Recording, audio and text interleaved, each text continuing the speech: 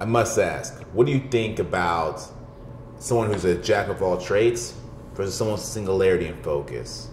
What have you found to be more effective for you? What do you think is more effective in general?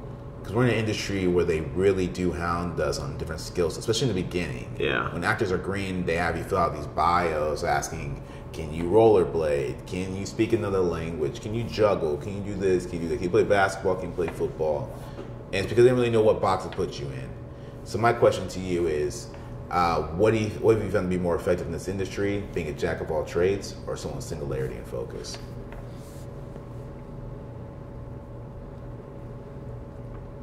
I think singularity and focus is better than being a jack of all trades, because it's better to be a master of one thing than to be a master of none. Right. You know what I mean? I believe, I was sporadic all over the place. I wanted to be a comic book writer. I wanted to have my own video production business. I wanted to be an actor. I wanted to do all these things. And I tried to make an excuse that they all relate back to acting, but in reality, they didn't. Yeah. You know what I mean? My acting was actually starting to suffer because I had all these things pulling me in different directions. So I remember my acting teacher, I had this enlightened conversation. I probably talked about this on this podcast before, but I told him that I had all these things going for me, and he's just sitting there. He's a great listener, he's an actor. But I remember he was drinking, and he takes one long sip. He places his glass down.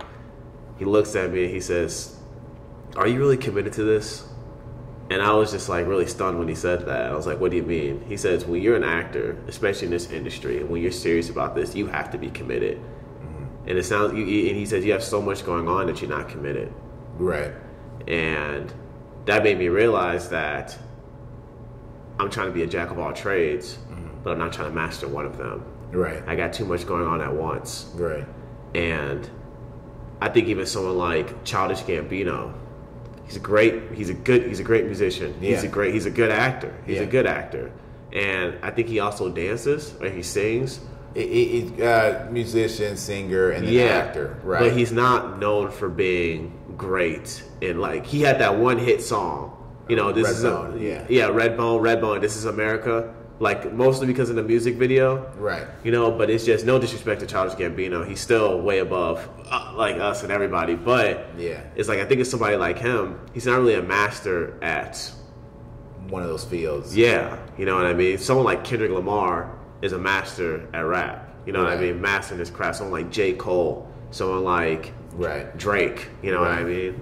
But and I think that's the big thing that a lot of people face is that the reason why people start becoming jack of all trades, especially in this industry, is because we have an acorn, right? We have an acorn, and we see a shiny new acorn, and we want that acorn, so we go after it. We drop our old acorn, and now we have the shiny new acorn. Right. Then we see a shinier acorn, it's like, oh, I can get that, Unless you're collecting all these acorns, right? But you're not. It's basically chasing after the shiny object. And I feel like that's how a lot of people in life move. Mm-hmm. And I'm starting to realize that that's how I was moving for a long, especially the first year when I was here, that's how I was moving. Right. And it was like 6 months in when I had that conversation with my acting teacher with that I'm just like, dude, I need to start cutting things I don't have to do with acting, because acting is the foundation of what I want to do. So that's my singularity and focus. Right. And even in that, I can be scatterbrained, And my teacher was like, just focus on being a great actor. Mm-hmm. So that's all you need to focus on. And, even in the industry, we have all these different type of classes like self-tape, audition classes, all these classes. Honestly, in my opinion, this is just my opinion, I'm, only speak from my perspective, all you need is a scene study class and just know how to act. You don't need to learn how to take. I don't think there is a difference between auditioning, the audition process, right, and scene study. You know, but a lot of teachers, a lot of people say there is a difference. Like, oh, you have to prepare differently for an audition than you do for a scene. You have to do something different. I don't believe that. I don't think that's true. Right. But I think even in the industry, there's so much going on, so many shiny acorns that you got to do. You got to take all these different classes in order to finally be good, or to be seen and to be known. And when in reality, all you really need, in my opinion, this is my opinion, if you want to get into dramatic acting, TV and film, all you need is a good scene study class with a great teacher. Right. But yeah, how do you feel, man? Absolutely. Yeah, everything you said I find to be valid. It's all true. You know, I was reading that book called Niching Up. It's about niches, and the title is called Niching Up. Narrow the market, the bigger the prize. The more narrow the market, the bigger the prize. And there's truth to that. And so, in short, basically being a specialist in one area can get you a lot farther than being mediocre in a lot of, you know, different areas. And it's a dilemma that a lot of actors face. Like I said, when you come in here and you're green, you'll notice this when you first sign on to a rep. They'll ask you all the things you can do, what you can't do, can you do this, can you do that. And so it entices you to take on more things or feel like you have to do more things. And that's the wrong way to look at it. And of course you look at it that way because you're trying to please people and you're green. That's the wrong way to look at it. You have to look at it in the way of the trajectory that you want, and what do you want out of this industry, and who you are. I have so many thoughts on this topic. I'm kind of drawing a blank. But I think for myself, I started out doing what I started out. So back in 2004, I started rapping. I started making music. I started rapping. It was like battle rap. And then 2009, I became a dancer. And then 2008, I became a dancer. In 2010, I became an actor.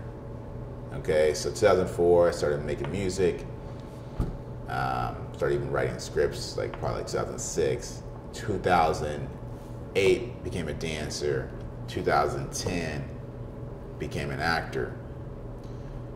I was getting paid for being a break dancer. I was getting paid for being a dancer for several years, even through high school. That was like one of my jobs. And so that's where I first saw money from. This is also an interesting part about being multi-talented, guys. When you know which lane to go whatever lane that gives you the money. So it's interesting. So I was getting paid to be a dancer. I was being paid to do that at different gigs and stuff like that, and different venues and stuff. And people would hire me for stunts because they saw me doing flips and stuff. And so as soon as then I ended up, started acting and things like that. But when it comes to all three of those crafts, dancing, acting, and being a musician, today I've been paid vastly more from acting than than any other venture I've ever done, even day jobs. And so now I know that that's a place that, not only do I belong, but a place that I can really excel, a place I can, make a living from. And the way you earn money is addicting.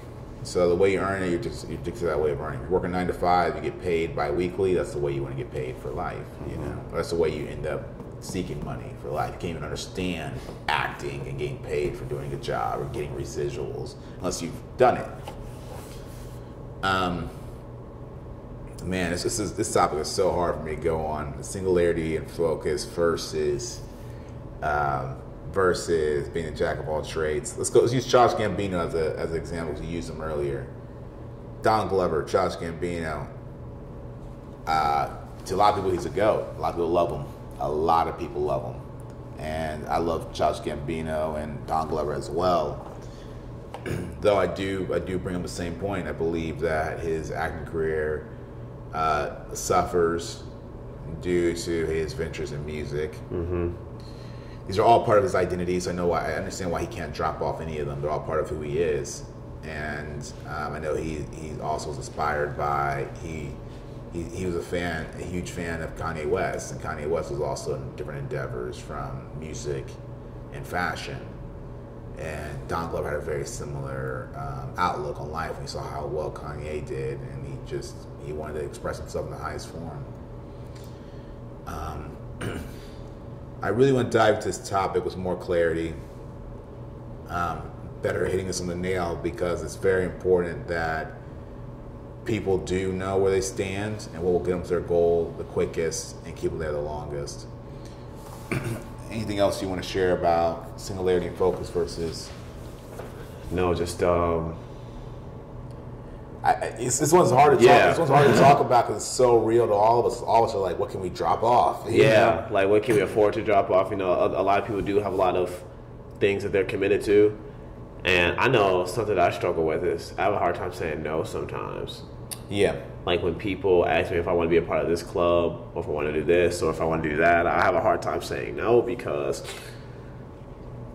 I want to, in a way we're all people pleasers, you know, and that's something that, so those things that I'm saying yes to, I've been dropping off as well, and that can potentially strain relationships, but that also causes a lot of becoming a jack of all trades because you're trying to be a part of all these clubs and do all these things, and then you realize it's taking you away from your main goal. You know what I mean? Yeah. And once you realize what's taking you away from your main goal, it's then up to you to, if you want to drop all the things that are taking you away from your main goal. Yeah. Yeah, and I think this will be great for everyone to know. They say that so we all want to express their highest self. That's what everyone's idea of success is, to express themselves to the highest of their capabilities, whether it's with a family, whether it's with art. Everyone's trying to express their highest self. I want to be able to create what I dream of creating with minimal resistance. I want to be able to make this movie. I want to be able to play this role. I want to be able to find true love. I want to be able to have a true relationship. I want to be able to have this or that. It's all expressions of yourself. I want my kids to know Italian, English, or whatever else. And one wants to travel. These are all ways that you see and how you want to express yourself.